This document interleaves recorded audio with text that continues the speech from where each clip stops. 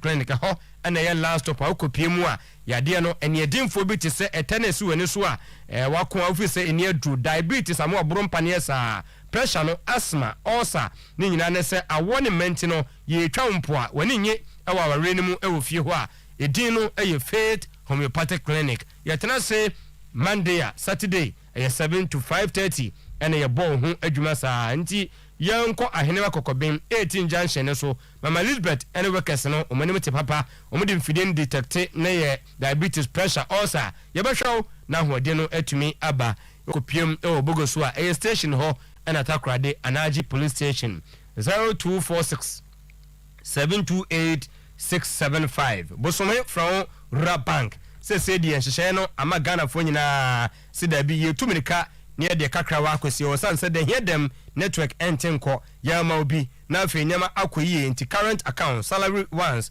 microfinance no maka chow said the koto car ni nyam de koto telephone mu kiddy found church development endorse dream alive funeral loan ni nyam no ni abaji business loans no de bebre ene de egu on mu a na no ebie nkrabatan ba ko ewo otafo my 4 Ghana fo nyina dimirika kopie mo ho a mo sampa ho no ekoso pa asaf market bojusango montium asiwa nswayem ena adehyeman 0548 533 050 Zak Chinante sa bibia bako na mi adum eda nyame ase na say na UEFA Super Cup na eba so yes tonight 7 p.m. Real Madrid against Eintracht Frankfurt. Fantastic.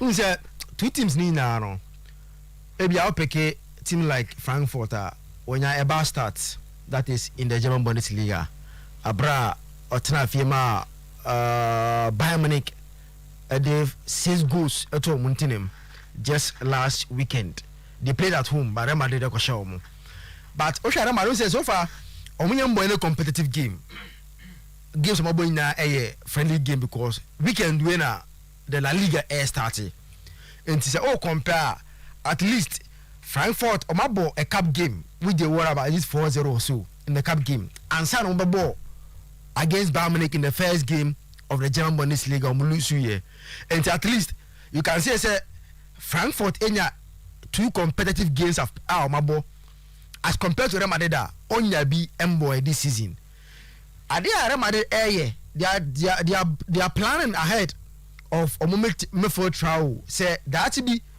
yes they are aging because Cruz is in what 30 you know him say look at so at 35 so echo enti omo air planning live after these guys enti akofa Shwamini Ediaba Kamavinga is there Fedi Valverde this are before trial Real Madrid if he said that be no say bibia beko na akosend dia mo expect here these guys will take over and become the new face of Real Madrid before trial and you know we say yeah from the schema to answer a gradual process and ebia Toni Kroos start here oba near ye de ebia Kamavinga be yin film bona Modric ebo obra near Favadi podi he has become integral part of the team kakra because sometimes and Carlo Ancelotti using on the right side of Murford as a number 7 bisano but when they are defending he cut in and support the Murford of Real Madrid it's one game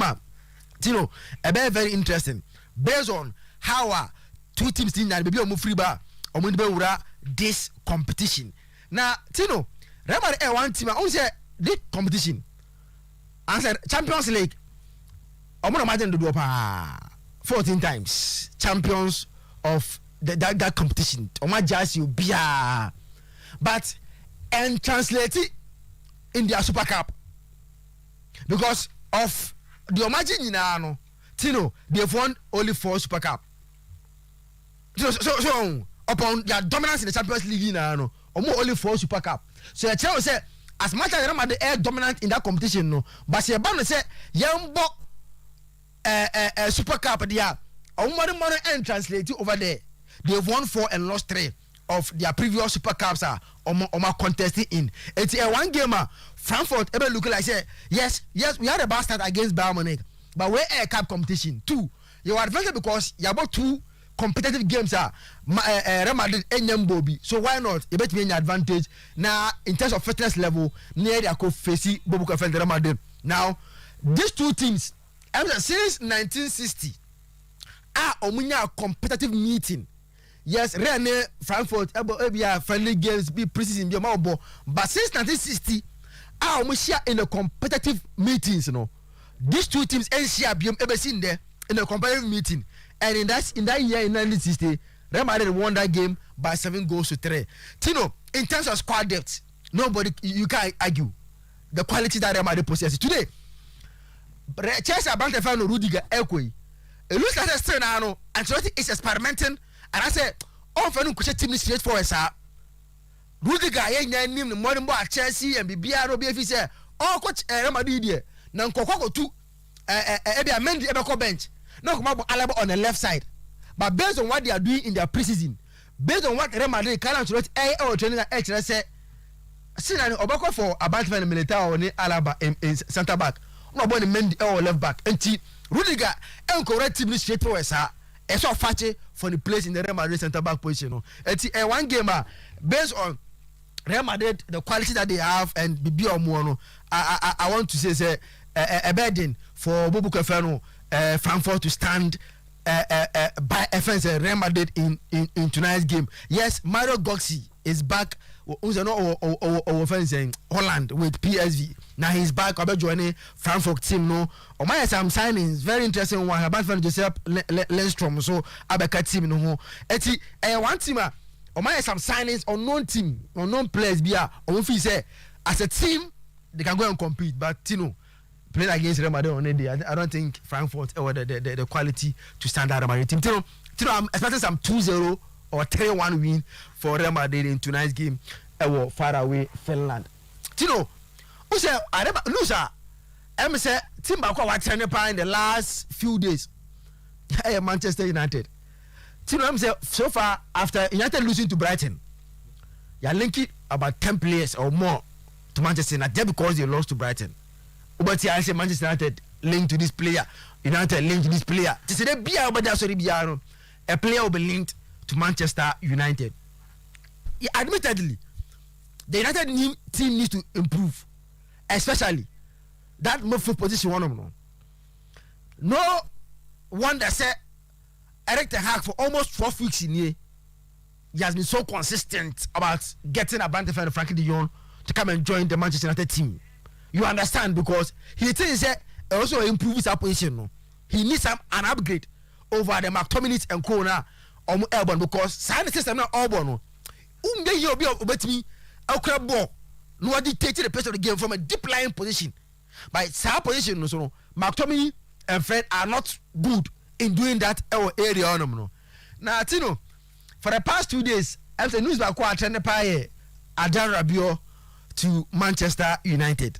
One news that has trend eti ne because yate say for Juventus there already know or Madikai any United any agreement in principle, but the aka any say Juventus and United any other Rabiot the manager any mame ebe deal my enti ne Adan Rabiot as a player last season for Juventus.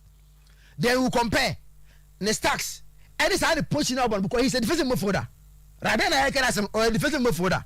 I say, oh yeah, DMA. Sa position now United air perfectly just over Bono. He sa position now also from PSG or called Juventus. Sa position now no. If you call a French attack team, that's a position no. Honor Adan Rabiot ebo. Last season as a player in the Serie A, based on the position of Bono, yes, as a DM there, mostly you don't expect goals from them. So last season Rabiot didn't score a goal in the 32 league games he played in the Italian Serie A. And to show on your screen, last season, Rabiot 32 Serie A games or boy, one shall go. Or make it 2 assists from that deep line play making role. That is Adan Rabiot. From that position, he created 21 chances in that Juventus team. And baby, encouraging because baby are not an from the deep role, deep playing role. No. Your passing accuracy, I say also. So for him to have 83 passing accuracy At least as a deep line playmaker and as a DM, once he is tackling, the ability to pass and also. So what I say? Yes, he may not be the established big DM United in here and there, based on the baby team per se, but Odifia and other Rabiot now for the stats now, you can say on any day based on what he has done as a player at the PSG, Juventus, the French national team. He will bring something new to United Mumford. Now, suppose the game boy with the next era. Now we are going to compare Rabiot, the defensive abilities to Fred and McTominay. Anna, and you know on your screen, Adan Rabiot versus McTominay and Fred. First, duels won, so we now acco into attackers. Now. The ability to win the duels now, Malcolm, say area ball, say air formal, the ability to win duels. And Rabiot last season, every 7.3% zone of the duels. McTominay, every 7.6, 0.6, but Tomini 1.3 better than Rabiot in terms of duels on Mokoe. Fred and his own and the from Kra on a winning 5.7. And they are from duels won Rabiot was soro because 7.3. Now know about tackles are winning according to say your game the ability to make more tackles. Tackles are winning Rabiot then 2.5. Then McTominay 2.5. And Fred then 2.8. And it's the actually say in a game situation Fred echo more tackles. As is I'm you know. But then I was saying Fred, they say once Fred will go into more tackles, no. Sam you know tackles are winning more as in Fred. You know, so what in the mission Fred no, you gamer. Giddy. No tackles or baby beer, but tackles now okono. On the ball. So on your screen you see say as much as Fred echo more tackles, Rabiot and McTominay are winning more tackles. Essen, Abante Feno, Fred. But baby, difference so far. Last one, dribble past. Say, wako tackle ni achung. So as a DM, you intend to Rabiot do. It is the last part, no. Say, wako tackle. Say ye chung, obi achung wako baby. The last part, no. You see, say the dribble pass, no. Rabiot then 0.8.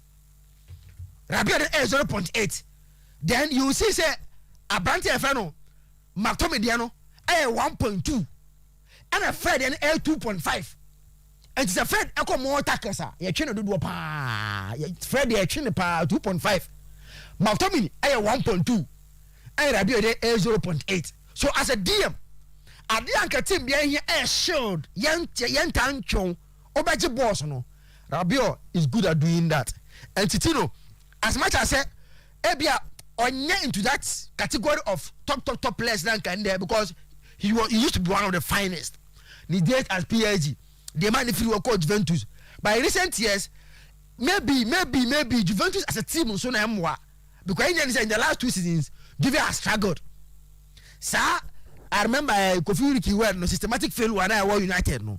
In the last 2 seasons, that same systematic failure our Juventus team no. And maybe it's the reason why we've not seen the best out of Adan Rabiot. But based on what we are seeing and the current United team, no, so far Fred, no for McTominay, as a DM, Rabiot upgrade over these two guys. I think say if United Rabiot, a bit me improve that area no, in terms of how he's able to go in for a tackle, the number of duels that he will, and his ability. Say young children don't want to. A bit me improve. I think say let's see how this deal will go in the coming days. So me this you know, team baako pa recent years on my business I'm say ojuno wa on tiase the type of business that omo ye no the Chelsea Football Club. Now Timo Werner is go back to IB Leipzig. Just 2020 and a Chelsea added 45 million pounds. Echo Germany Leipzig as well. Echo to Timo Werner £45 million just 2020 yeah. And I'm gonna banter eba or my affair in England. Now I'm gonna buy no. Come on, motor winner. No about 15 games, 151 for Leipzig. I said 95 goals. So Chelsea went in for this boy now. They is so Timo Werner. Come on, motor no a proven goal scorer because he scored 95 goals in 159 games. After I said he was scoring goals for fun in Germany. And I'm going to have £45 million. I go to a brand here in England. Oba, no. Last season he staggered 4 league goals, 4 Champions League goals, and other match Chelsea. In league games, Timo Werner actually only 4 goals. Champions League also 4 goals and the match Chelsea. Now this boy has gone back to Leipzig, £17 million. Tino, she's different no. £45 million to Chelsea Cotonou. Now he's going back to Leipzig, 17 million. Tino, what kind of business is this? And he, the type of business that Chelsea are saying. Just a year ago, you paid £45 million for a player. Waba. Yeah, he has struggled in his first season. And a season you share last season he struggled. But I remember if he said, Onya Obia na onya de sa ebia nko nya time kakra to settle. Ebia system na coach ni bon so ebia like and support say M1 no. But to allow the ball to leave with that kind of amount na kono any the loss na Chelsea aye no. Oju wa nti ase. Okay, omwa na koto Lukaku. They paid 113 million euros to Inter Milan and Amkofa Lukaku. Just a season, Inter Abafa Lukaku just paying 8 million euros as a loan fee to Chelsea. And a boy and I go back to Inter Milan. And Tino, I think say recent times, minim Ebia Papa Wabai told Boyle Wabai the football Muntiasia no what do you want to the kind of business I'll buy all year. Because today at TI Wesley Fofana Leicester on my at the same. Why? On my Chelsea business on me and it's saying. No, who say one team recent times now on business in terms of transfer was Chelsea in terms of young fast or transfer player sales because under Maria is it Granovsky right? Under that lady and I said that woman Chelsea transfer business was one of the best na Ubenya. But say issues this say about Roman Abramovich and some recent times business on my year and say they have to set up because just last year Obi Akoti 130 million euros for Lukaku. He has gone back to Inter Milan. Omabeche 8 million. Abefan on loan call. Timo Werner 45 million pounds. That same player is going back 17 million to RB Leipzig. Today Chelsea was for final. Leicester say, "Sa 8 million Man United HMA Harry Maguire no. They are not taking anything at the same figure or lesser. Say over for final. I saw more than that 8 million United paid for Harry Maguire. And we are talking about money, a figure around 85 million or 90 million. And sign a Leicester bet Niatia say, Wesley Fofana should leave Leicester to join Chelsea. And you know, and I think Chelsea must set up. The recent transfer business now we know encouraging. Let's see how it will go and check transfer window no in league national and teams will be facing their maybe a problems or munya. We say England for no about 2 years ago no question maybe say since the chassis I don't come on close on transfer window no and I'm always say more because once they cannot buy teams can buy from them. And after the money is influence, you know. Now we know is open out to say the last day, 31st August, never so now or close. You know, let's see how the things will go. You know. But I'll say, Kofi Zakito, Bavo, over. I'm right. Interesting times ahead. Over. He said the answer na no damuno. Who said Bible let my people go so that they will serve me. And Sabocho was saying, let me go so that I'll go and serve another team. Why ya has for no say manenko. And we say more honor.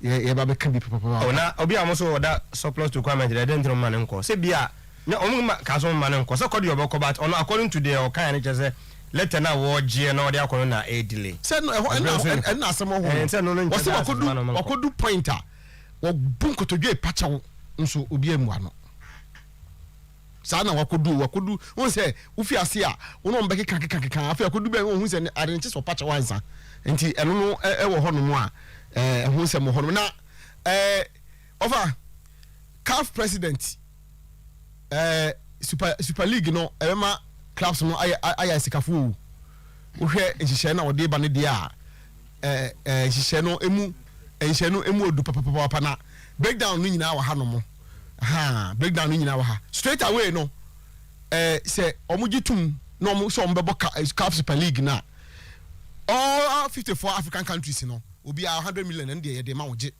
nti emphasize Ghana Football Association near 100 million ama wo mo monje na dey ama wo mo other details ni nyina no e wa ha no mo a kotokose wa eska ni awie because kotokode dey super league no bebobi has su bebobi nti has kotokode mo ni problem nti be ba ma wo eno mo susu wo na otena kwaro no sa oh ene mami fa ansa bo twede no details na start of our say nanse na has for the ba say omo mrante bi wo ho no mo a omo release wo mo so omo nko for instance obi ti say Patrick Razak omo say ne contract na so House of Folk enya dia omo be extend the contract na say omo pese omo ni to so ye adwuma biem enti somebody like Patrick Razak is gone he's gone like onye has player biem Kofi Koji eda so an existing contract but has for coach and the technical team if say oh here Kofi Koji so we are season him no even though in terms of goal returns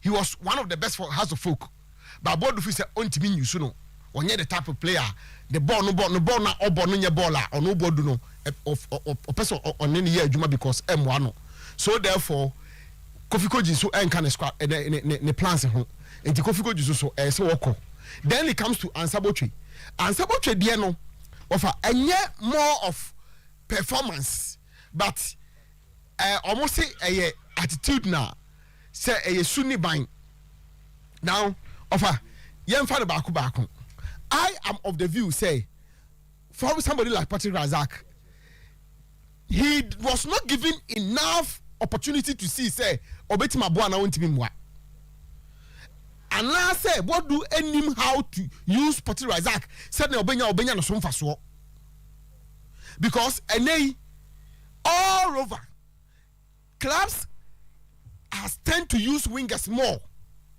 because omo bought direct football no send this some coaches set your team up no omo pack method no enti omo director e difficult to go through wa for ne bon kwa ne bon de ya hwa ya hwe ne lete na dabontin minim ne wo kam no kra also could do that stage say musimu hia me mo pe mo hye no nya de ameka ho kata na osmo de mame na o say delay e mame nso bi a transfer no close mame ana you see me Minty has management in ase the entire management no minfa board no kranka home because we say has board near management board me Minty o masie because communicate na mo de ba bonten no omo man look like some players no ye jam just say I say they are almost free to go anisa because some catch player be say oh you supposed to requirement and I say oh you supposed for requirement offer what it means ni say wo normal na wo be na fi mu no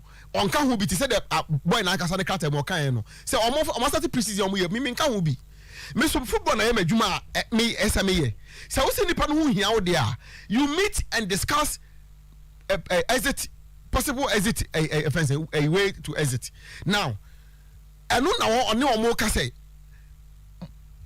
mon fama me mon santa kata mo se me hu hia mo de a and mo me terminate contract no mutually so that yen fa contract ni nya adwuma as it pertains but yen terminate ni mutually no ko bia anko ne baby mpacho what dem chena say okay if that is the case then House of Folk say competing brand na yen ton ma no now person wo ton me a adena wo competing no wan ton me and now say mpokra no before the wo this communicate be ba bonten no anka wo betimi ni prayer na a meeting aka chen say abc dinti ana bibi nti no afia ye be wramu yi no onka ye no nti wo de unya tim afane bra na ye nka ye no nka ho asani na so that you don't issue that communicate say communicate no in terms of value, so we say who place a value on a product I want on. What one can say what diminish value no? What is so what value ni swati? So what it means is that say Ansaboche as a player, so bet my turn to 10 CDs are. What even turn to 10 CDs be just out on 5 CDs because obi admi say okra no hia ompe. O say a normal ompe wa dia ompe no. So we nya yipi abonte say wo ton a. Ne ton no enti say ade a obi amia bre se chinchina me pesa me beto fi unsem. Ya na difference wori mi enu ni mu. Because ade ni pana ni abre a all press up beto fi unsem ne de. E no onipa kwana ni abrinti una wo determine price no una wo chese na pesa wo ton no but ade a wo se me mpena me jema na akode obi aba na se we kra de ya ona me ma 2 series of say wako benda boutique dan kabeti de make na se ya e ko benda boutique ndi ye nyina enim de ye kan unya wukoto na wayiwe no wada no na we san wo se so na me ma wo say utimbo bo bi ko pa se nyina me akase ke hu ani su kra but enam say won say ade city enti ade a o ma ye no ade a has mpanimfo no o ma ye no they have reduce the value of the player. Enti se we na saka cho no se on san ko pe obi ma ono nya obi a ba ko ye free dia e bia ko bi ba hwe ne chi akwan pato so ati dem che na se nkanye se wo na won sada no so a ono de on ka se wonya obi a obeto no nti if you ask Ansaboche to go and bring a buyer okofa no hin so na mo na ni se gu ni ti buai ye tomi o ye house for so betom yo nti obi abetomi and na mpesa Ansaboche kwa ya na asesen. That for me was a big administrative error. Omo ye. Me who be that? Say a player you want to sell, you issue a public statement say ni hu hian, and yet what's him is haton.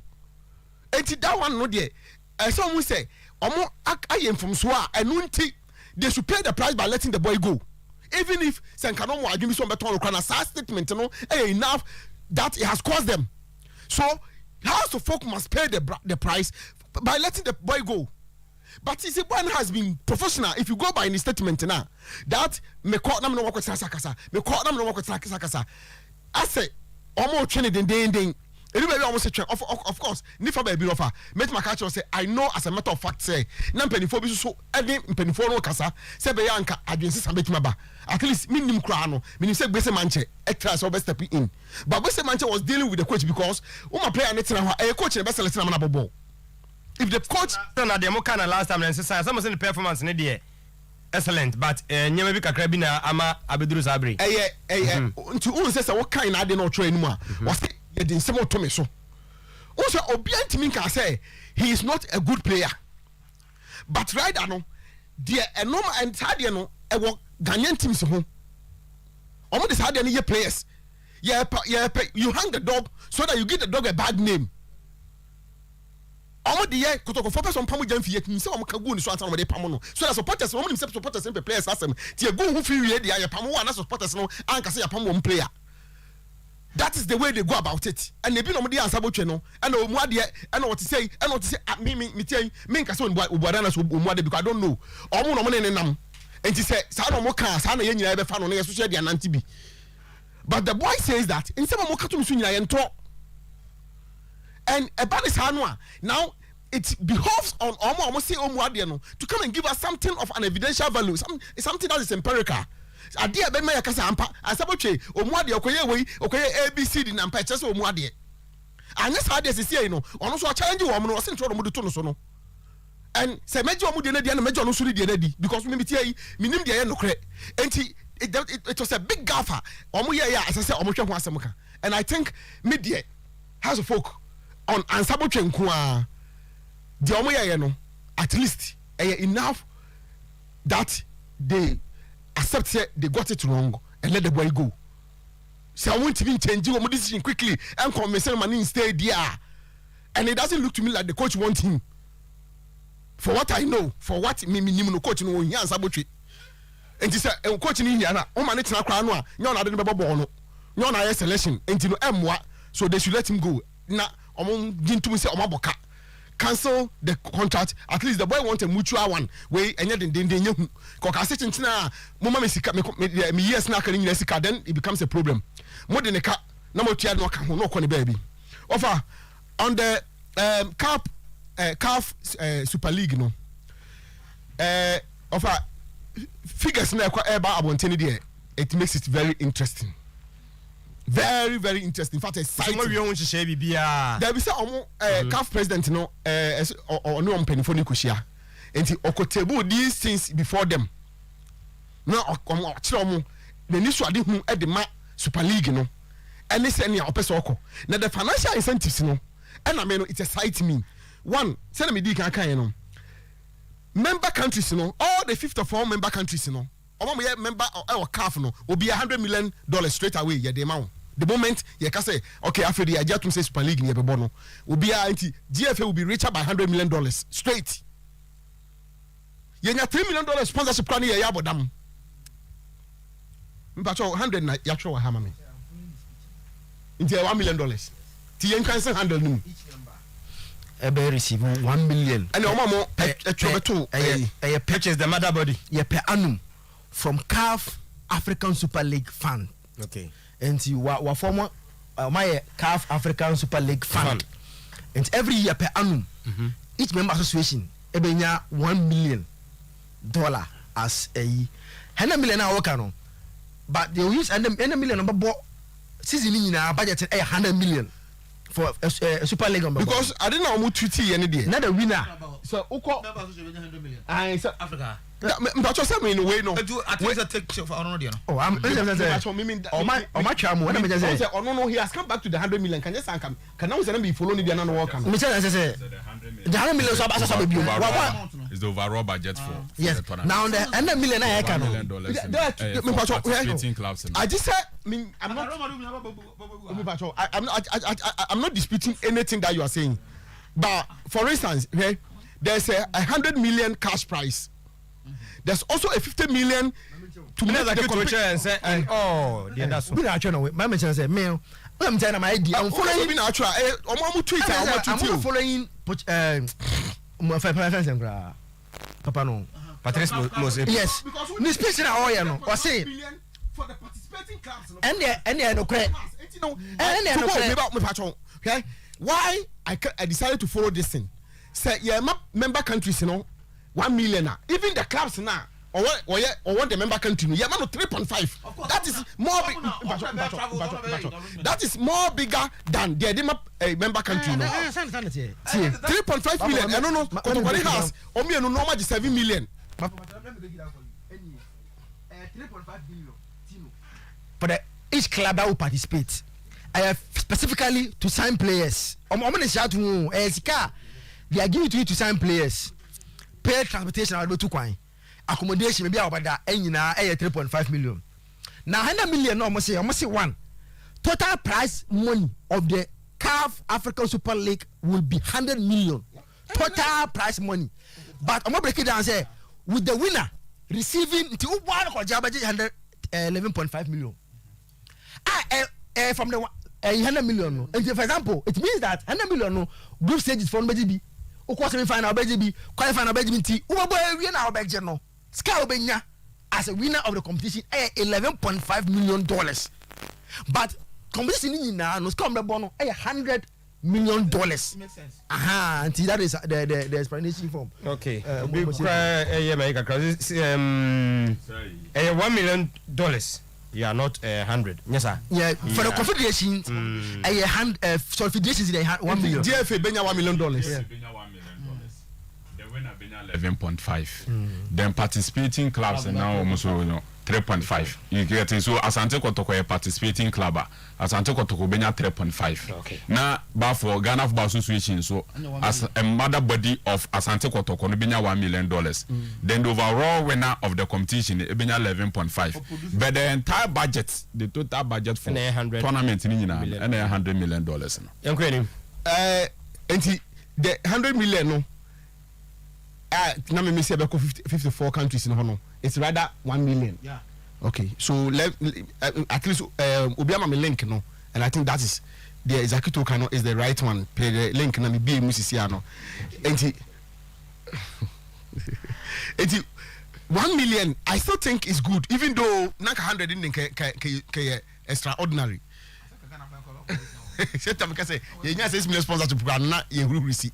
But I still at least if you 1 million for virtually no job done, because at the end of the day no clubs na abeto to place aye omo traveling arrangement no bibia no de akokobo enti FA no contribution to that competition no in terms of clubs no mo participate no minim de ombe ya ma omo de but minimal enti am say virtually no work done no because your clubs omo Africa you can FA no mo hwe so they recognize the fact say FA no competition no ana clubs ne bo no mo ye competition enti Ghana Premier League no MTN FA Cup no any all the tournaments and other competitions no being organized by FA and then they be prepare clubs no for them to be active. So mobile Champions League now without that if your club never babons will not competition ground or they are prepared into be rusty. And to the fact is mono organize competitions are air condition clubs for competition no definitely was a people na bre na me ko uniamo omo ye ndie nhyɛ da nyi hu sɛ bia tina me virtually no job done because 1 million omo gia omo ho ana be kwa kodi but me baby excite me more no saa 3.5 no because tino now no na kotokosi o ka kire say the whole budget for both domestic and continental competitions for the upcoming season $3 million. Is that 3.5? I think I had 3 million. Okay. And he said, calf, ebema no 3.5. I just said, calf and cry, I saw one in tea arena. I'm a cotocone house in minimum house budget as of now. But at least, if I could to Codena, Nasa would hear you, Madame Fasomi, Omi in South Africa no moko. Yamasomi, you'll be at the 3 million crana air car. Has is talking about 4 million. 4 million. Okay, so say has there 4 million. Actually, say calf. I got $5 million. I got $500,000 now. Almost calf has solved one problem. Need a man. And actually say size can we ban temwa a beboa at least the Ghanaian clubs. Now what it means is therefore is that players are omuja omo contentem, especially to other African teams. You know, esobeti. Because if say you the $150,000 FI Imoro, who was one of the best players in just ended season, you know, at the air coast Sudan or Nikotoka Babo matcha. Sassika we and Caribbean Kakotobacas 1 ton because of $1 million or Timothy Manoma or Detina. Quebecas a 1 ton. Emoro ntina na ne value nkra nkosoro se ne be ya se ba ne se so ton no kra na ko betuma ton no akomo kada other players ka omo fitim ni mu ko e wa bia na teams players sorry teams ni hia omo a ka omo betuma kipu omo what it does for you at least be hwe Ghanaian contest no and say when you are more richer you unjeja no mu enko so easily enti the Africa Super League even though European one antimi anya adwuma but I welcome it. Okay. Say the woman for the start no ebetimi aboa ama your clubs no aye richer wa family no mamemra kotoko omo enra omo pipes in sensem no antimi anwie pay ne omo sa go back to the Turkish embassy na omo koyeye na de na ne amafo yam hyehyom de kakra ye download am say na ne nkrata asem no nyanwie pay papa but I'm hearing say Osaka and they are hoping say me put everything together na fi team na so mo kori nyina no na mo timi akọ enti na me say omugusu a they are on for the preseason na me say bibia betim akọ kama na ade na mom ochina board meeting ni beba so kumase ochina board meeting beba so kuma information me peke ni say board secretary no assign circular e dey akoma board members ni nyina individually e na osade ato omo platform no so na omo invite CEO no so omra no me before omo say afeni kwa wie ni nyina mo wie season no board no as an entity no any CEO ni enhia ye won say omo wo various committees omo de omo ye omo interactions the technical committee the finance committee any administrative committee ni sa no ma ni nyina no omo ye omo interactions now so mo nyina no submit omo report then the board meets the CEO and then they have a discussion wo se ne be ya season ya ye ba be wura mu no se na ye kɔ no wo $3 million na wo pɛ no how do you raise it yes your party be play ni sen your contribution ni sen then I say ye as a board no yes ye yes your program for the club no so nie ye no we say boards are supposed to be the policy makers na management no then implement the policies no enti definitely no, the board will now come up with their plans for the club for the upcoming season. Normally see omani so won say open so the team ni ma omo no team so be kaya na I have 4 thematic areas. Number 1 infrastructure anything na almost started dokoja cha na man for hailing hey man na promises for the 3 months I do 2 years so ntimi nwie no infrastructure because open so taxi wo mo. The second one as per me arrange no academy and I say the youth department of the club. The third one competing in Africa and getting to the top, and of course setting up the administrative structure of the club no sound and will also be discussed meeting nase, and then sikasem and all other things, financial reporting or other things into China is going to be very eventful. Now offer my hint to be I'm hearing Ebiana board members ni biama, but it will do them good and the club good. So be abeba. It will do the club good and even omo members no good. Say ochina no ubi abeba. That's how the reason being tina omo members meba. The old normal yini mu no that friction no ne sa no mana ewo ho na no, but for once as a board no they should bury their differences and meet as an entity.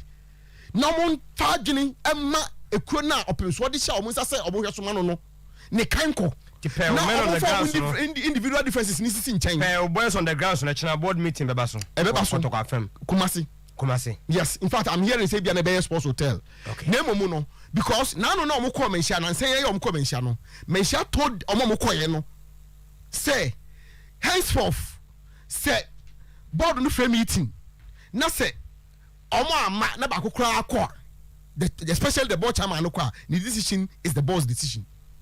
This no if you want na board no minim say sanity unim say before omo call sam you know they were playing the quorum card no on say yes and say 4 pen call into me for me quorum and 3 pen call into henceforth say 2 kwa when they take a decision it is the board's decision and it will have to be implemented.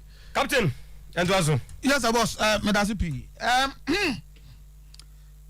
meko ansabotwe issues no ma delve deep into it na 2 parties no mo matter no especially the club no the management and it has to focus a club.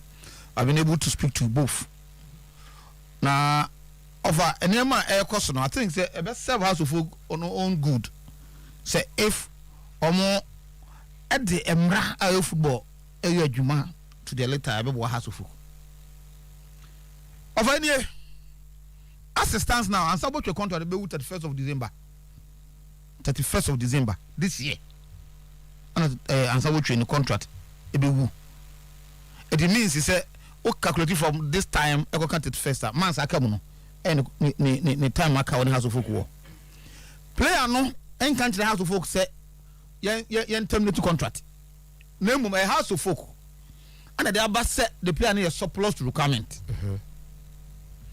about 3 series of meetings and somebody record side now meeting on my no Vision Rote Akobida. Why part of the meeting? One or twice of meeting on my own. Why part that? Alaja Kambi Akobi. An administrative manager. Hackman nominee at the Zokobi.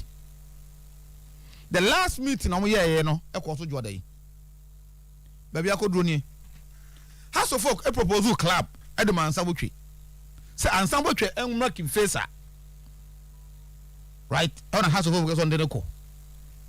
And the player said no, Ombo can face that.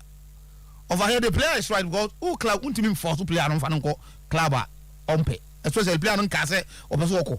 Now say the player on Council channel when I also stand out in my club. A player no moment that YouTube have a call. But House of Folk rather propose on making face and players no. And especially player on the contract card less than 6 months. What does he? So the player feels to say any mono, Yantinas in negotiating who can be fast. With a 5 months, Akano, already has the player 1 month, which is July salary. House of Folk any player no agents na tenase and mama jetum say of the 5 months I can no excluding July the end there why no can there home and the 5 months of the year omo negotiation has en shitringu na omo to 2 salary from a player no which House of Folk adia 2 now some say your surplus requirement mama me letter na me nko House of Folk, what House of Folk? You say that letter no, some day man, player no for club Emra. What's my boy? What coffee they found me? Player no contract, our contract, no work contract. Say player no kwa year no person ya. The rest of the months I can so get salary. Go mo na mo so pe no onye. Player na so copy club. Say team open club, what my club am player no. But I say player dey tum. Say club also me nko no. Meko. And the House of Folk cannot push the player to go say yes cooking face at uncle. On top of that, House of Folk the player neka 10,000 Ghana cedis and it's part of the signing on fee. 10,000 Ghana cedis. And the House of Folk 20 out of the 5 months, that's it 2 months. Plus July salary outstanding. Now 3 months. Then the 10,000 Ghana cedis. And we are the signing on fee. Yes, we are the prata now. Yes. I was of the money. Okay. That is what is left with the player's contract. And who we are, no mama letter say any idea to player no uncle. No player no so ko pay. So who pay be like number for air canon. So who pay be woman. Na put it say we put in no. So administratively no, House of Folk, me person make say omo anya ni ye but I mean a proper way that make me use. But to put it, it wasn't properly done. It wasn't properly done. How they approach it now. Now Ghana, your transfer don't say close Friday. And I'm making. If you're then close. So and somebody corner no. Ama my ultimatum say, let us by the end of the night because after the meeting on Monday. Which Elijah Campbell was part of that meeting, no? Still, I know, letter no, my letter no, I could stand of House of my, no. They've spoken to other members of House of Folk board, no. I learned, say, that meeting, Vincent do to anti uncle because of say, now only available at that time. But they're speaking to him personally. I can almost say that, and there's a back player, no. Player bet terminating the contract at Chinisika. So that's where they are now. Almost by the end of a nano year beto ye. Say moon people are they are. Now you beg transfer your sign na 3 times I know my meetings. 3 times. Different times. I know my meeting arrival at this point they are. House of Folk me can be than say they will do the omaja tumuno. Now omo the player no let them sharing some. Friday between now and Friday, na play on a club or no, a person of or person okono on Franco. That is the reason the player culture salary win. The reason why I play on culture that emotional letter. What can say say I try any name be you try go so on person obeka na you ba social media and that stuff no. And no any reason player no fantastic. That is the situation now. That's it. House of Folk must do the right thing. Me feel say money born recently the omo ye a person uplifted the image of the club no mo fa name better home o fa name better home omo some motion say if you want to record the player and the management of Sabotri you know yes House of Folk if they want to record the player and the contract also a contract but the player no any indication you be also extend the contract na my heart but but my record no open 5 months as a final can awie no yeah e kwanda ho else mun provide you know enfama no titi anomne House of Folk I agree on that over Kimfesa any Kotoko on Enoch Morrison say the year to year obeka about 2, 3 or 1 month ago and I'm back and once more so when I got to know say player Kotoko actually let them Kimfesa no then they be host on Kimfesa to follow the due process and also says a team which let out the brew say my who player Kofi Ricky na me pena. The respect a woman say free say player Kofi Ricky. On town you run back to the team and tell the player and say that player is not for sale.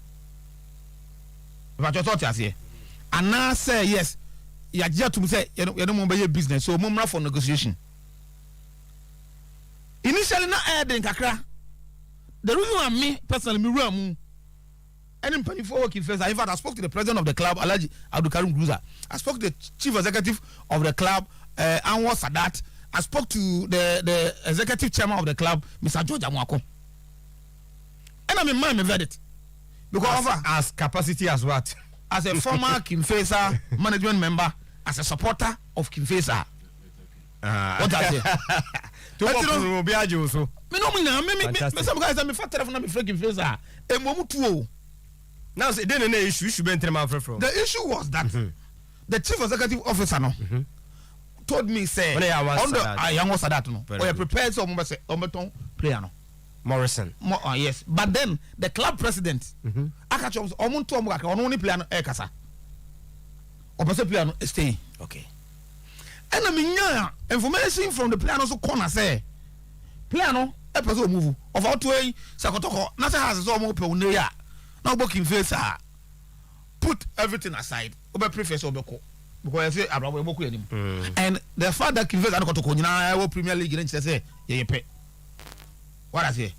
Yes, now everybody was a fawa edu aban muntem. And to the player and the agent no epe. So the player had wanted to say if a very difficult there, what the player would do, they say. Any Kivez I don't know termination. Mutual termination, which was not going to happen. Looking at time on the contract, but for now contract no around 3 months or so. No we. So 3 months or so no say we there. Then I don't mean so baby I mean so me na let me wono. Na say me so futu aka me fam ma empanifo. So I called the president, I spoke to the president. He told me say yes, we no prepared to keep the player. Now or prepared to offer the player huge salary and sign money man. Alright, and I can't the minimum about player no so corner etiano. Then we move on to speak to the chief executive chairman, Mr. George Amwako. That time otu kwa no aba. Me friend no, I don't know so mami areas are or so by what and I'm catch say no. And on fan hungram ye. Ofan hungram ye because say the na koye na hwe ya player no emfa ho so obetena ho na no contract no twam. Kasa we say akara contract say. Almost say akara 2 or 3 or 2 months. Okay. What I say? So the Kotoko also did the right thing. Kotoko offer something to the player. Kotoko not to Kiveza. Kotoko offer to Kiveza. Why don't you accept that amount? I learned the money is in the region of about 30,000 Ghana cedis. You see the point? And the information now on a point and they say it has been accepted. Now it is left to Asante Kotoko to go forward with Omuniama Moye Piano. I mean yes be a piano join Kotoko team no in Accra and route to Turkey. Yes in May information no according to the producers and I don't catch say join omo. Now also we on Kratako make us say be a Kimfesa be a just you know here is what Turkey in Morrison or Turkey. Et no be the passport in BBR to kind. No life. Life. No life. You know to Kotoko supporters are now they keep asking Morrison the other could say any Kimfesa or ko na be stay on and you know year to year as Kotoko so mo suma omompani fo no mo disika no ba na o Kimfesa office I wo abu akotia lie na Kimfesa so release bibia edema the player becomes Asante Kotoko player. Now the good thing is that once Morrison Kotoko no there's a coup for Kimfesa Zubairu Ibrahim Zubairu. Oh say na me busa Kofi Ricky say the best player of Ghana Okotimben this year Okotimben yeah no Oko Ismaili Kimfesa through club consult. Oh, na some question the best player. Na some ko ya award no de man. Ghana league ne twem no. Oh no. Ghana award no ye no de man no. And bibia answer ma me san ho no de. One the best player. Ono Saji Gokin. Et go no bafo. So bia oh yeah. And then Zubairu a player for Stormgrass of Austria. I don't say Kimfesa player. I official was signed 3 years plus 1. Okay. 3 years contract with 1 year se club no pay after 3 years no se omo pese omo esan activity at the Manchester United tie ni bi Not the best player. So country be. oko Austria what I say the best player but say the main defense oko mainstream Europe ana Zuberu ko etina me ka say o so between the effort to say Ghana best player na okopim we Egypt na match more Zuberu okay in face okopim how many time yen kan ha say yen players get into the mainstream Europe hiding how many time yen kan don't behave as if you don't know Kapina price na wanya because no kromuni the mete no the mete no ya adwuma mu enye something that I can confirm say Sunday see by best watch the best player report the may say it's around between 300-400 thousand euros. That is what I'm hearing, but me no confirmation from the club. Okay, but what I know is a contract in the was signed. I'm a Wasili, I'm a Nay league ebeshas you know can face okay and that Zuberu ebetimi aka ho on the make to kwase no ohun that dey offer Zuberu boko to 3 goals okrom ha me be kana ha be kana fu dey so say player no 3 goals o share you know e dey ko akiri ebi okose team kito bi aka ehun ba ko to 3 goals and oko your friends your friend wo yi under 20 as hwan near the captain amba na bono you wie Austria. Okay, you see the point. So I was qualified, so I'm qualified. No, captain. And they only say, and they say, oh, here's Zuberu, Austria Stormgrass. fantastic. One of them top teams. And I can be so me go confuse na Kofi transfer. yes, and no, na you can say about draw the buy. You can hold some on highway sport. So baby. Now, I think say na you can say tamai kotoko team no boy. Burkina Faso team no. Real club di Kadiego. Real club no kwade wa. Ghana for him as Kadiego. Usani ka say on I think on 2 occasions on kotoko abo. Ba ko amia no 79 den de ma hu bi. We kra ma hwe bi but me something that I saw. And na me only penalty be kotoko no. 90s no. Why hwe bi but yes man hwe bi. Because me and pa the first time we rub Baba Sports don't say to be Baba Sports was 1992. Around that same see akora afi Maco Stadium ni 1992. What I say na me stadium ba na da. And around that time and the meeting na manyini to we are me hu. Be say kotoko that was when Coach Malik. So I was trying to get to him, unfortunately not phone off. From me ka so 90s no. Yes, 90s no. And now ka Kojo ayi di buy. Yes. I buy that's right. Yeah, 90s na. That is right. Okofa club dem be say kotoko. Offer like na e kan no. A relatively good draw for both Asante Kotoko and House of Folk. But a lot will depend on the preparation. And they, all the countries around Ghana, Omodimbo, say, yo, someone I yo, or Martin, they've been able to catch up with us. So, Burkina Ghana, Boba, also. First, Nebo Ghana, dear, we are a Ghana, dear, Kotoko, not said, you know, but a million masses. So, once me expect to say, Kotoko beti me, I qualify, I couldn't even know. I said, me, Kase, a good draw relatively, no. I want Asante Kotoko and House of Folk to prepare very well. Not Kofi Busa House of Folk preparation. Ebia Omon Farmer in public.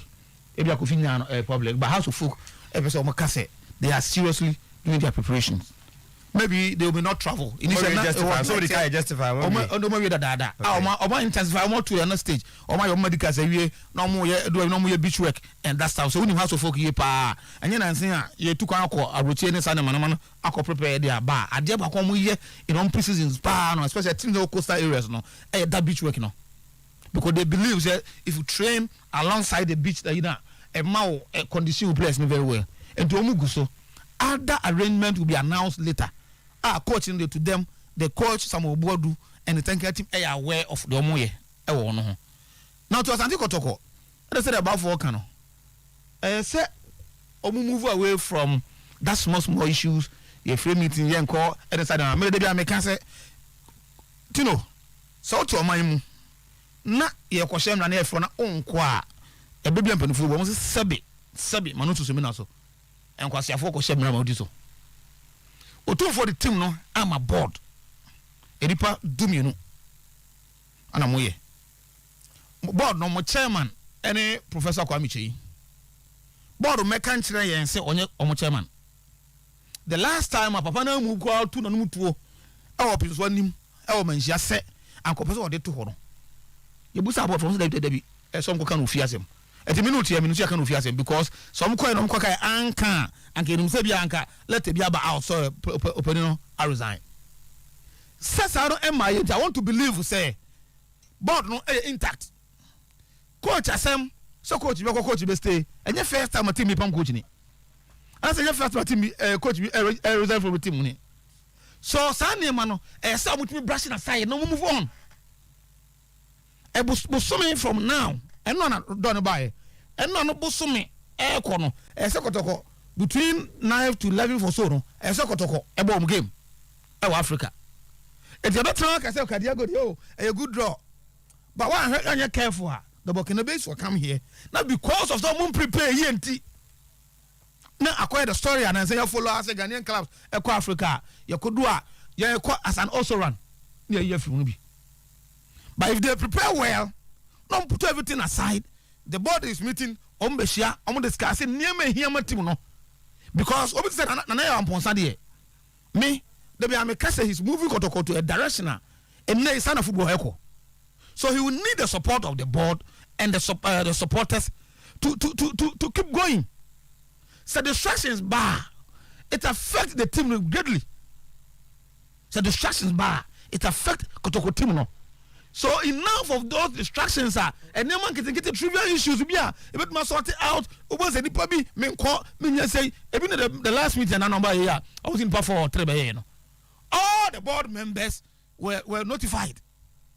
The reason why what I say you communicated to be notify one and I want to believe we say by September there's a meeting about so and pa just one Bradford can I want to believe the sanity the moment the board chairman is there the moment the board secretary is there so if you refuse to come now I'm not reason be a decision be taken should be a decision a board decision no move on fanya juma at least if had enough of a name de bia confusion or board mu ya famu as ya cancer kotoko de board be fanya juma what is asem nuda kotoko de board mu I saw you obi nko a Herbert Mensah person we saw that now he was cruising on or board juma until that PV or being late the board buy and the driving the messy up Opokunti was doing very very well na board abetron edu abi na as a tag of war Opokunti say board yan pre yan say eventually na kotoko asofa this board ya kan ya budi omo dance here e se bubo omo di wa ha en sama nipa kan ya fa omo sika omo obi nyansa omo obi dindia omo obi and I think say asante kotoko ese spare kotoko from that struggles thank you Kofi Bremuna esisa kito so awuram kakra ewo abotwede no honti musa captain man kakra won so di eba nti awuram na ya meto aso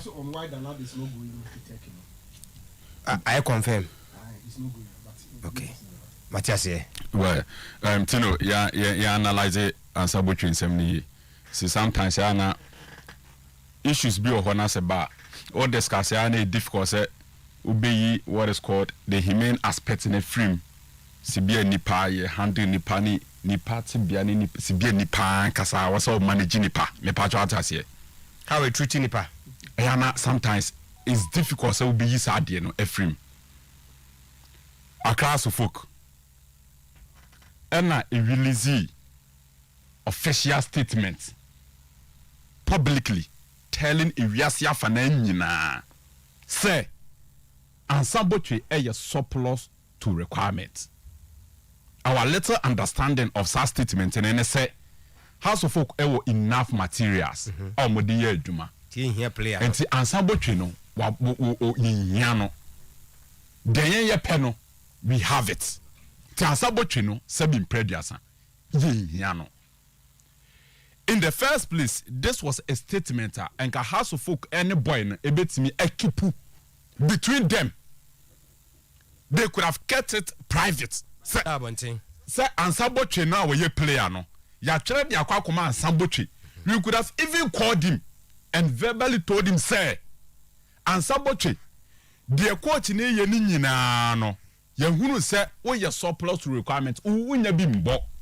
Without coming out to the public say ye be cast some natural public the House of Folk decided say sa no mo beye no yen kan che wiase afa na nyina say ansabotwe e surplus to requirements good oka sa asem ni kire ni wie no and a boy na accepting in good faith because only choice and I yet ye say company or the pet decided say yeah surplus to requirement choice be any we just have to move on because company and they say they've had enough of us and they have enough materials and what's a movie on your surplus to requirements and do that point now Clementino when you need choice today also say what's you moving on. Then this boy goes to the secretariat. They humbly request to say me a surplus to requirements in the me pouch mama me krata bet me mama kope a club elsewhere mama kwa kubo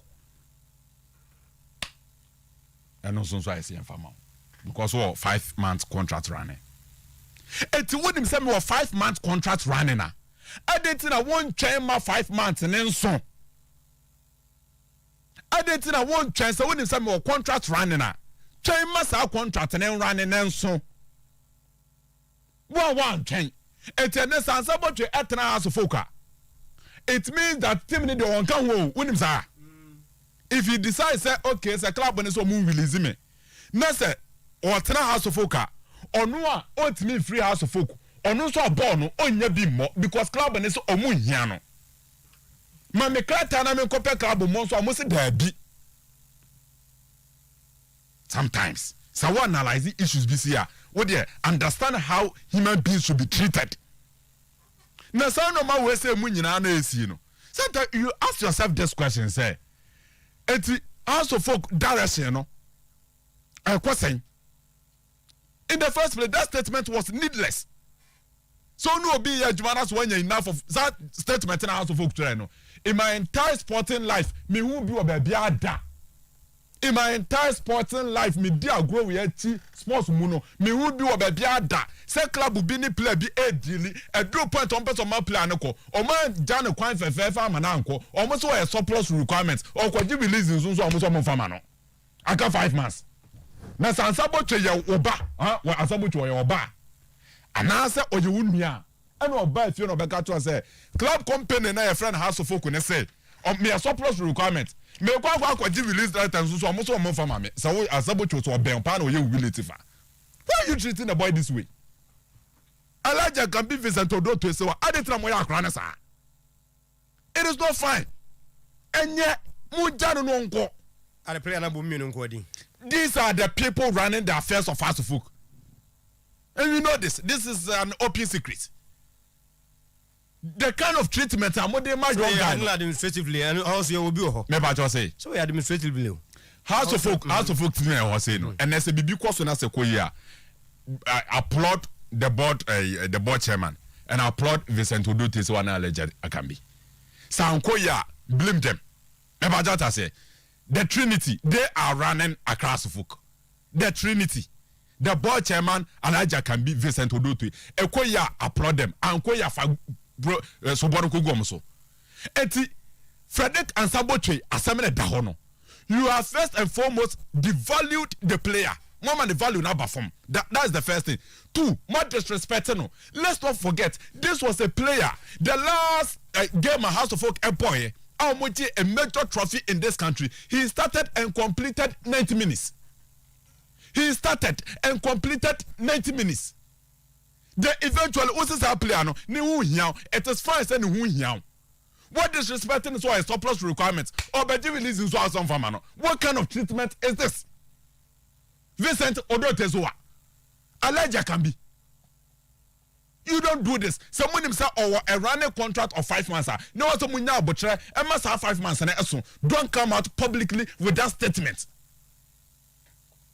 Medical Kasasimu say once we expect see a better and powerful clubs and honor. It is also better say you better advice almost say decisions almost to take it on and no dominating the airways. And the decision they are be taken on. Make sure say a good decision for discussion on air. You are changing the narratives about the club House of Folk.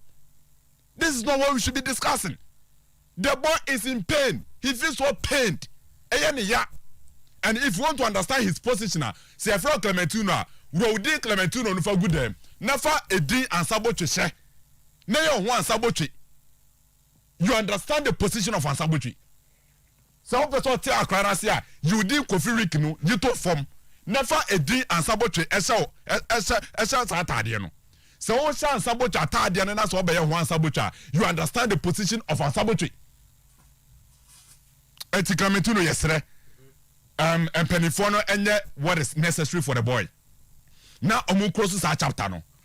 And Ayasana.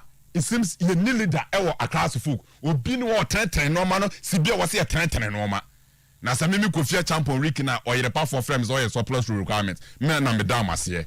Me, we are not some about releasing, so as I catch him on for releasing, mammy. I know me, I'm in Tana, me, I'm mobile. Me, I'm releasing one so as on for mammy. You have to understand us, Sambuchi. Let's move on. See,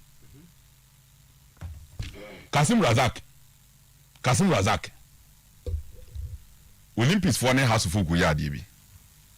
Olympics omne house folk e ya adibi. Na house folk and Olympics one homo ombe twa che papa. House folk akwa find out to say Kasim Razak na ka 2-3 months. Olympics. Aka 2-3 months Olympics. But they were ready to do something. They were ready say ombe chesika bia na Olympics pe kakra bi eden amomo Olympics fon so pese omuma offer no discussion on person mamu ye dem pe a certain amount of money and a house of for penny for no so say that amount of money for a player and a contract and after 2-3 months ya teta be hu de that amount of money na omo pay for Kasim Razak na omo nyeden omo dua. Reason why I didn't con any. But let me say this. House of folk penny for Elijah can be any Vincent to do this wa. Omone Kasim Razak and your personal agreement is reached. Omoji. Their boy ne pay biano is guaranteed. Bibi pay salary conditions, they've guaranteed everything. Omoji bibia Clementino omoji bibia. Because when say boss man say 6 months to crank committee ni din komo enye 2-3 months and more opportunity some betimi na yes discussions no the house of folk from penny for na yes advanced discussions na wie so the personal terms between Kasim and the house of folk no it has been agreed name Olympics for 2-3 months na aka no the amount of money na more penno and the house of folk for one person between us can say 2-3 months there you may charge this amount of money so and now make us say Kasim Razak is fully convinced so obeba class of fully so obeba class of say e better ki Kasim so better Olympics ama the contract ni nyina running out ansa na obesan dia ma house of folk better unless this may be house of folk decide say scan on mo peno Olympics for peno on be ombetua ana enim de besi nyambo akina adechen ni wo yen Clementino get it say bia adechen bi na Olympics for so atimi convince Kasim Razak to extend the contract. Maybe Saturday we don't know. But the point is that Olympics for maybe are doing it 2-3 months a day, Clementino. Why must you demand for something over 100,000? Maybe 2-3 months a day. Why must you demand for something over 100,000? Yes, ideally he's your asset or your player. But the reality is that Omanya careful. Kasim Razak, I'm telling you, Obetima Tanawasa 2-3 months in now running out. Ubeko as a free agent. And House of Folk, this with this one. Nasa Clementino, Sawona war Uya Elijah can be an service to do this one. No one say play they are 3 months contract. You wouldn't go in with something over 100,000 Ghana cedis. Maybe him say it will affect House of Folk because Makano Wafia. Coach Samobodu normal way in the program way in no. Kasim Razak role in House of Folk is already defined at the whole. And to Oba, Oma may justify your den. On your side players, they will have to convince the coach. For what I know, Kasim Razak, he has been given a permanent position within House of Folk setup. No? And the House of Folk team in the air China power. But the reality is that on the financial basis, it is not advisable to play a 2-3 months contract. Olympics for betting House of Folk, something over 100,000 Ghana cedis. They are not ready to pay. and that is the position of the two clubs now no me follow na nkakra na update bi aba me na etifo so etimi ache Ghana Football Association ya debi na Clementino ye mo akakra ba for what say GF4 say assistant coaches na ombe coach Ghana Premier League no they will need license A as an omatimi atana and then the whole club license board Clementino this season and I'm this high neighbor. My name is Abayo this season. Because last year coaches no more coach and assistant coaches na no more na bench no. It take effect this season. Last season o man no more tete no na BB. This season o more take effect. License A for assistant coach. Born again mame CAF na ye kobom competition no. CAF na ye kobo Champions League. Any Confederation Cup no. O more requirement for assistant coaches this is the CAF requirement. I mean, as sometimes we are so much enthused about certificate. Clementino, say 2016-2017, when them said Jeff for more organizers our training course on the coaches upgrade or more certificate from B to A. No, since 2016-2017, they've not organized one in this country. Are you aware? Since 2016-2017, but for no organizing me a training. COVID between COVID bang. Since 2016-2017, you are the body are organizing training for coaches to upgrade their certificate from B to A. Since 2016-2017, you have not organized such a program. And the how do they upgrade themselves? What's else we are not catch on say? It is a must requirement to say. Ubenya license A as an wire assistant what me coaching bench. Now this is I CAF the Champions League na ekobon this is CAF. Clementino o say when I get my number from Kakra na hwade. CAF Champions League na ekoboni. The Confederation of African Football has announced new mandatory coaching license requirements for all coaches who will be handling clubs in the 2022-2023 CAF Interclub competition. A chance competition about 2022-2023. Now, yeah, portions of a statement signed by the Deputy General Secretary in charge of football development, Anthony Baffo. What's Anthony Baffo? Deputy. Okay. In terms of the coaching license requirement for the CAF Interclub competition 2022-2023 season, the following coach requirements are set as mandatory. 1. For CAF Champions League, CAF A or Valley Sister Confederation Pro coaching license is mandatory for the head coach. CAF B coaching license is mandatory for the assistant coach. Jina hasi. Born again, Marina hasi. CAF Champions League na asante kotoko bono. Assistant coach ne requirement o here obetimi da tena bench wono. CAF B CAF license B ena da hono. This is for Champions League CAF 2022-2023 abeboy. Champions League CAF it's then a requirement at CAF no B now requirement Ghana Football Association A for assistant coach. Clementino, is this not too high? CAF Champions League na ya bono B for assistant coach. Check, was it 2022-2023? Never done any baby. 2022-2023 and then you baby Clementino 0.7 most must say coaches no more hanum nyina na ombegina touch the most annoying thing is that since 2016-2017 when I was organizing program more upgrade your mono you have not organized such a program, so how do they agree themselves? What something about Barbara Sports Stadium? Mr. Mamiko Professor Chumesu Sukakra and the Ghana Football Association. Clementino, Miyama Shemikakra, because you're here at Yani and you're shocking news to be said Barbara Sports Stadium is not ready for Asante Kotoko.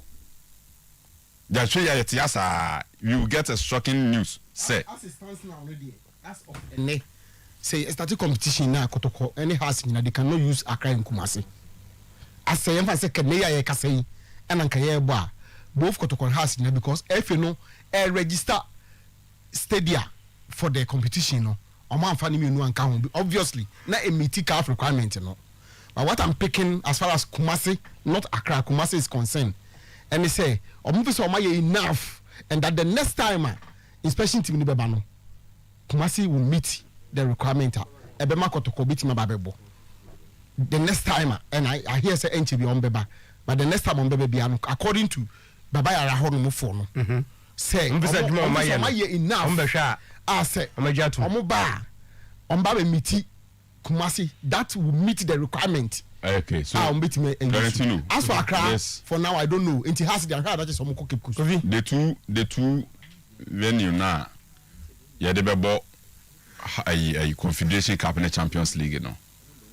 Mr. Professor Tumesi, meaning the effort at the time, Clementino, Blasters a movie around. Now you person one venue, a bit me host in Nigeria. You name the effort. Who said about 2-3 weeks? We back I pass atama. CAF rejected Cape Coast Stadium no because of 6 match celebration. Yeah, that almost a pitch and I say. From that 6 match in to time and I ball. Ghana Nigeria no. It's about 2-3 weeks. But Clementino, you are aware of the kind of massive work on my Baba Sports Stadium for the facility to get to the standard. The bet me host to Ghana Nigeria, which is a category A game, right? And now you can say you have Ghana Premier League. How many months now? What mean can't say after 2 months to 3 months, Kumasi Asante Kotoko eba Champions League. That same agency now with the realm with the put to facility in shape for Ghana and Nigeria game no. Within 2-3 weeks you are able to do that. What you can't say within 2 to 3 months. Ibiana Sayaba. Zach. Tino. You see, there is a big managerial mess at Accra Suffolk. Yeah, big managerial mess at Accra Suffolk, which needs to be resolved going forward. Since when? It has been there. So the media have been consistent about how Omurane has team no because new management in place. It's a management board. Until the Biabu Akambi and Odoto play influential role in the day-to-day run of the club. Come board members, but because I acquire management board beside it, that is why every day you see Odoto and Akambi run the day-to-day activities of the club. Because you see, the moment I met on my dear, me to me phone, Tino, me to phone. Medical better, my better repass phone in papa. Phone. Then I expect someone to come and cause a kid to phone now. See, I say, me better. Already, only a like you me describing as that mess, no. Already now, you've met the reps of Asabochi. What kind of mess you? My discussion of a EBBR. Munya Mayo to say they go to mutual termination. Then the next morning, another social media platform say surplus requirement. Meanwhile, a day earlier has Odotena coming and co have met the reps of Asabochi. Then we have a very good discussion. I say you are going to mutually part ways now. The next morning, now my character say. The boy is surplus requirement and I'm going to toss in the mind any Nanke surplus requirement and oh say yes the word is too hard but surplus requirement and just say like Obima Fonko free Ebia unka coach in the plans and if you just suitors I will allow you to go but I'm going to toss say they are in the process of terminating one yano and the Mubasa Pamu terminate that no call after the moteti say class bi na masia omuhia boche Asaboche ne kozia after the mo say omu first camera omu ko pekala no first camera no monko. You see, when you are running a football club bibia o ye bia no tino must be professional. But today look at the mess they are going through. Now boy no he's a footballer. Now him the best I say one, the boy needs to play football because he's a footballer. So what kind of money is? I know money has. I know money boy. Almost more boy manaf. Or be out of football. Boy, go only come off one team. wan ko to you o ma ne tena wa ma ne contract ni wiye wan bobo bo ni ni kama fonti uma manaf house of folk minim tima o mutimi plate modin minim bi that is house of folk say ya sheda ye bullet modin ye say the career this house of folk me say dey way sara hu no that no me ye bo na em say ka ne na ka ne say 3 or 4 months na ende and bo na ye say musimu yin ne biom RT came in house of folk e ball 100 I must say abo aka ne just 3 musimu yin 100,000 Ghana cedi tell what be that say boy I can say can musimu 100,000 meanwhile boy musimu register no man bobo ni bi and they now go through no one has to register a boy eba boy anything na wa onye train you onye train no tena wa makoda na ende. How do you treat players like this?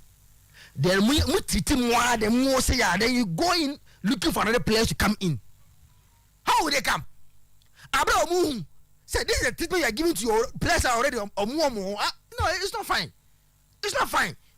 So I think that Has must be serious and get guys competent to come around and work at the secretariat. This is their job. No matter say no play negotiation. Se play compa. Kwa for some na compono enya fe. And I knew I tia ken. Do na I say I have problem with the bia no kotoko. Play ne kwa na instead of saying skebaba no ni akwata minute no ko free. But the boy left kotoko happy. And he left happy because yeah, he left happy because when you be more and if he say players na kotoko sign so no or tell one about west because when we buy mu kwala mu any we mu nyamba mpo no onye bi mbo na mu kwala mu aba nti about west, so let's terminate them nko today. The boy said but United he is happy and the beer has players ever team another no problem. I so consistent to nipa say I didn't cause so the beer play ever free club it becomes an issue.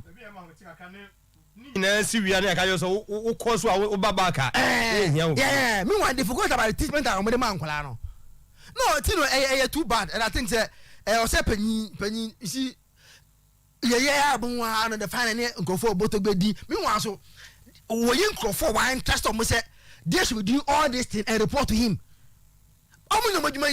Sabro for you see a messy between na Kofi Frempo say between has DNA RT the nene MS.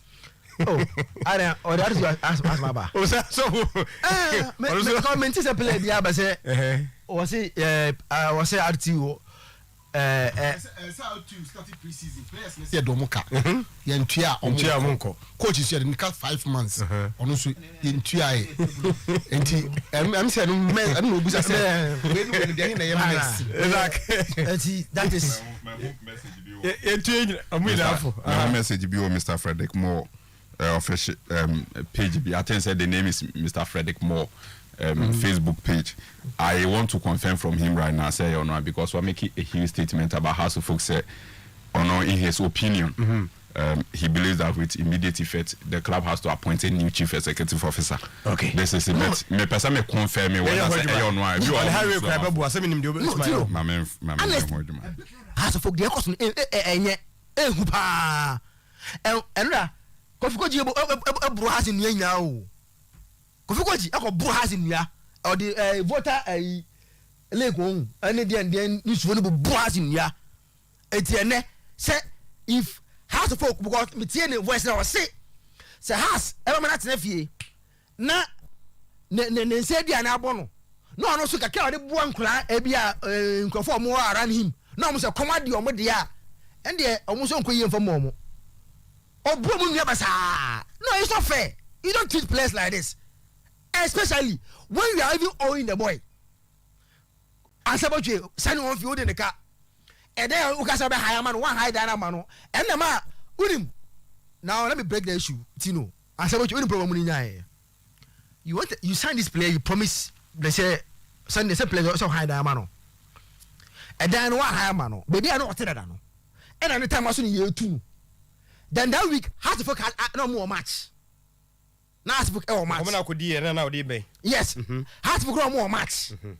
then you call him at our camp honestly you too any amani landlord in China say me too say onyama and also American boy na anko because that day na also American no that day na you too on fie tino ti asem ni yo you too ejike too no nkonja eda no nguo ne nyama no nguo no ometena house camp boy na anko camp and the following day match day no issues no be start here ni ani o baby issues ni start ya ni cross comforted you say then you too me ka me nyame na metena camp mo ko hide na mame coach so airport ma board no say boy no buy asem say no kan that is where as about to see omuade de o hide na man nke betu na amana mese camp omo hide na man na nke betu na amana mese camp eti I think let's do things proper omene no contract no sa na tie omene hide man no that was the agreement okay ombe side contract no money agreement say they hide ombe hide man no ombe sama no bibia na nyama ye ntino manye na afi boy no ho kire na you turn back and say boy ni muade story Clementino story no yentra let me say this one this story some of us we go beyond it a video so kofubi beyond you can Clementino so you have a car no this is not fine this is not fine and they are why said the moya nenye they should stop it what's our crime surplus requirement jana man what kind of treatment is this Zach we na tino now isi kotoko aso no I'm picking news say menim say bia ba for be crash because I've board members send message be say for example we say onya we say kame ma be busa me kame wie o han kame ko no say enkoye de na no esi yam wie yam ka so na nye board meeting mu ma sam because bebre na nya we say for email like for example he's not aware say obi ama na message say meeting ba so china of any board meeting then again ti minya sa message no I try to also confirm from one another person meaning so and cry then also confirm to me say onya message bia of any board meeting ho but what ono ne enim ni say enemy ya no they are because I told you say this week and then I saw there be a meeting between Ogun and Kotoko to see how they will finalize issues. That meeting must come on because see when they have a presentation 10 years and then next week no it's either week yamu see what is going to do a presentation to the board technical team of the board of the new Kotoko head coach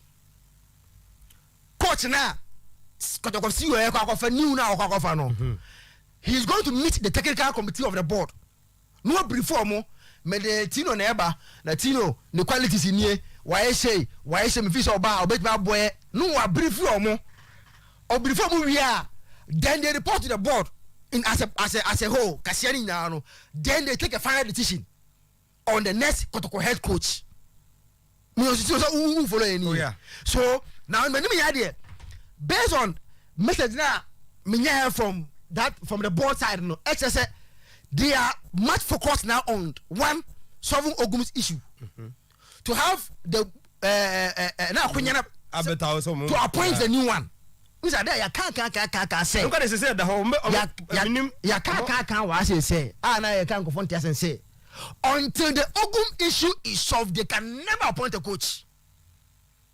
I use the word they can never sana hunu yes sana hunu sana tie anya se me sana hunu sana tie and they up to omunka bia they cannot until they solve the Ogum issue yes I dey abako ka oba pon groma say no kaketoa etino and many ya no to have peace and prepare the team for Africa no one the movie say the demon to end in the minimum year to solve the Ogum issue now pave way for Kotoko to appoint a new coach.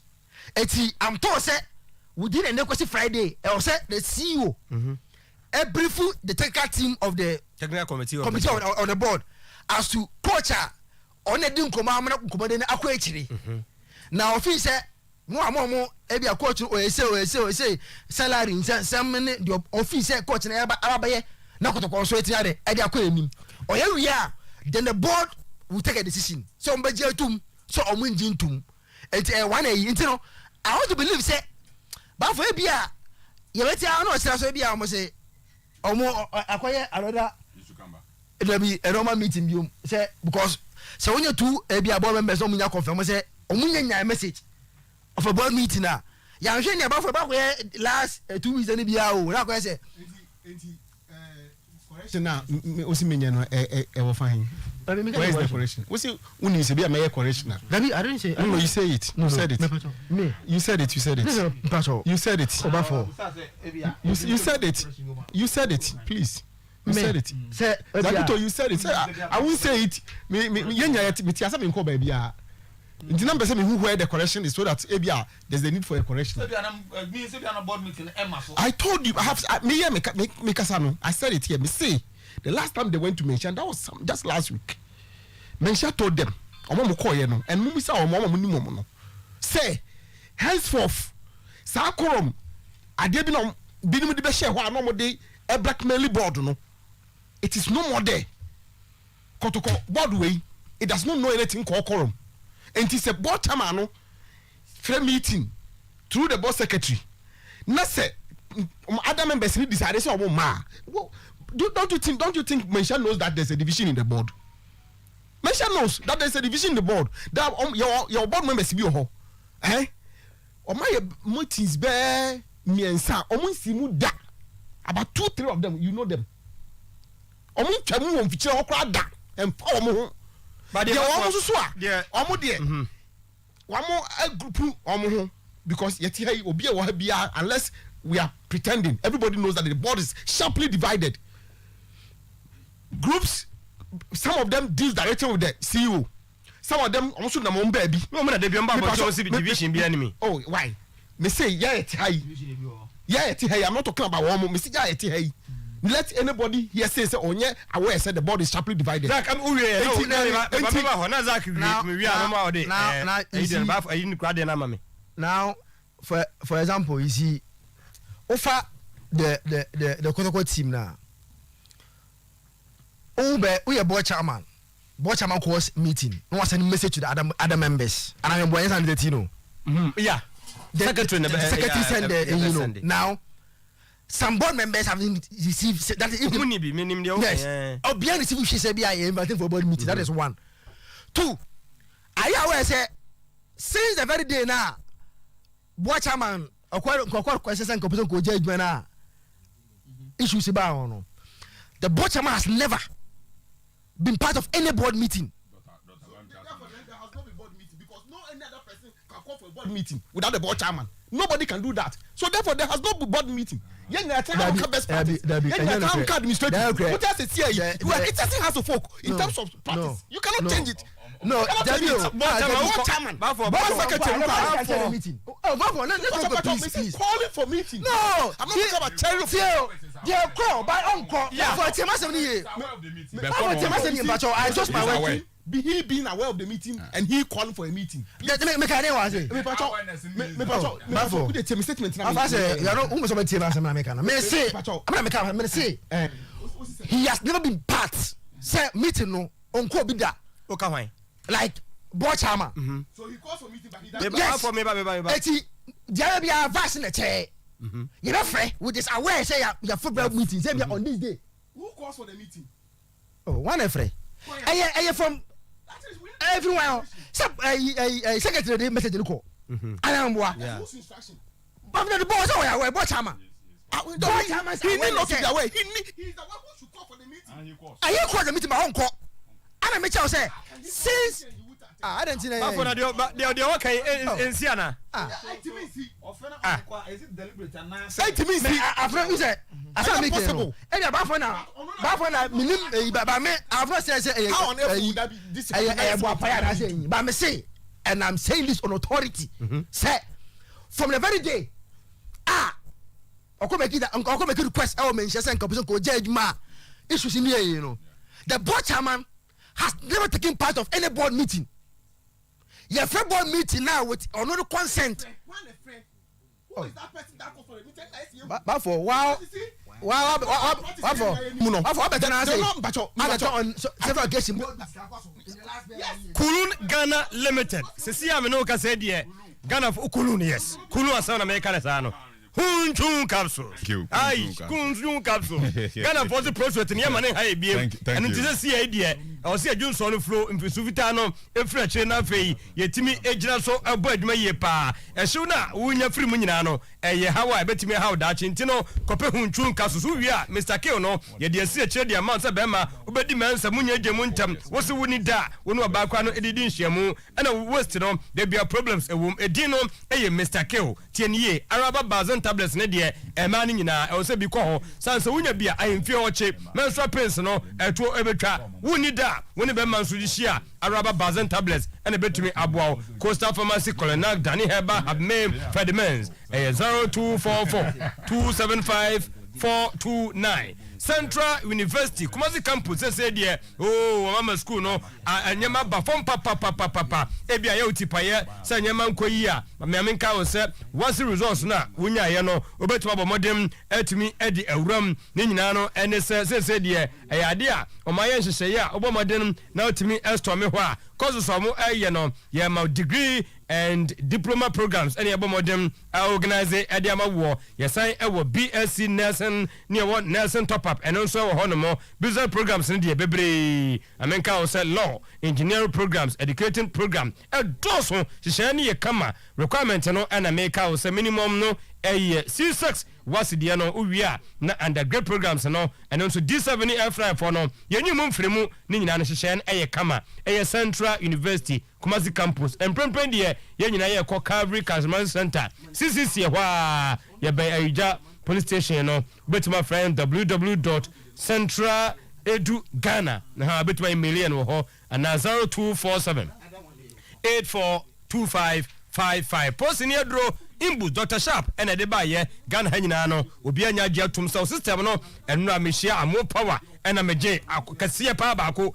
na me bono go tum say yes and ahodi na ye deep enti post in dro imbu so ne de ebi pa ofia one na person to yade e de mafia for system ne strong efficiency bia no ebetu asen so e de amount na afia babu nsa ne nyema nkoso yi a eno so ayi na kwa e de afiri wono mo ka bia na mo a e tonton timisiko Hospital Square Junction Dunkers, Popper, Nafe, Nyama Akoye at the amount 0246 20 84 96. High sense, and medical culture will say, they were JJ Mukra. When I JJ and unti. Said yeah, dead our high sense no, and it's a refrigerators no, Yama Cassiano, near my chat freezers nibi, Yama chat freezers nibia, Ninano, Yateso, and into modern so be PMU, Elwo, Kumase, City more Honmoa, and I said Doom, Kofokanek, and Krabatan be on more tama, a shaman, Takradi, Achimota, baby, high sense, so everyday prices for everyday people. Nana Kofi,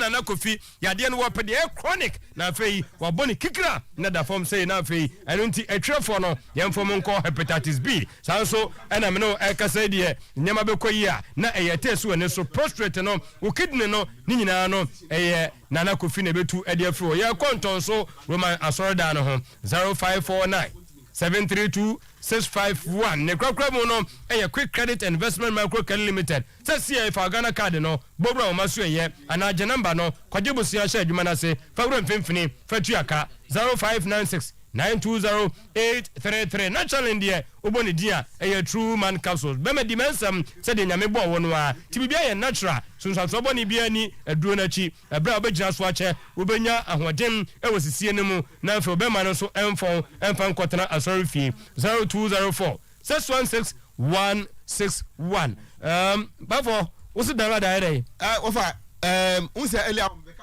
ebiana danlanda nye part of the Kotoko team taking no na mekoye ho adwuma kakra.